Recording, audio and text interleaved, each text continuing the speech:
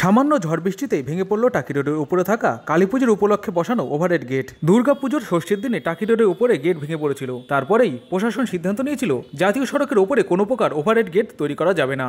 আর সেই সিদ্ধান্তকে বুড়ো আঙুল দেখিয়ে বেশ কয়েকটি ক্লাব কর্তৃপক্ষ ওভারহেড গেট তৈরি করেছিল। যদিও এই দিন ওভারহেড গেট ভেঙে পড়ায় কেউ আহত না হলেও একটি স্কুটির ওপর গেট ভেঙে পড়ায় স্কুটিটি ক্ষতিগ্রস্ত হয়। গেটটা পড়ে ভেঙে গেছে, গাড়িটা চাপা পড়েছিল, এখন তুললাম গাড়িটা। আমি ব্যাংকের ভিতরে ছিলাম। পুলিশের তরফ থেকে জানানো হয়েছে এই ঘটনার সম্পূর্ণরূপে আইনি ব্যবস্থা নেওয়া হবে। যে ঝড়টা হয়ে গেল দমকা হাওয়া, এখানে কালী পুজোর জন্য একটা গেট তৈরি করা ছিল, সেই গেটটা পড়ে যায়। ইনজুরি কেউ নেই, কিছু নেই। আমরা গেটটা সরিয়ে আবার রাস্তা কিছুক্ষণের জন্য বন্ধ ছিল, আবার চালু করে দিয়েছি। কিন্তু এই গেটগুলো তো আপনাদের তরফ থেকে আইনভাবে নিষিদ্ধ করা হয়েছে। সেটা লিগালি যেটা হবে সেটা তো হবেই। লিগালি অ্যাকশন নেওয়া হবে। ঘটনাটি কিভাবে ঘটলো ক্লাব কর্তৃপক্ষ তারাও বোঝার চেষ্টা করছে। সবাই করেছে, আমরাও করেছি।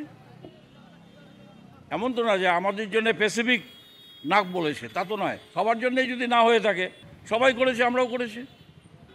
ঘটনা তো হতেই পারে, হঠাৎ করে ঝড়ে হয়ে গেছে,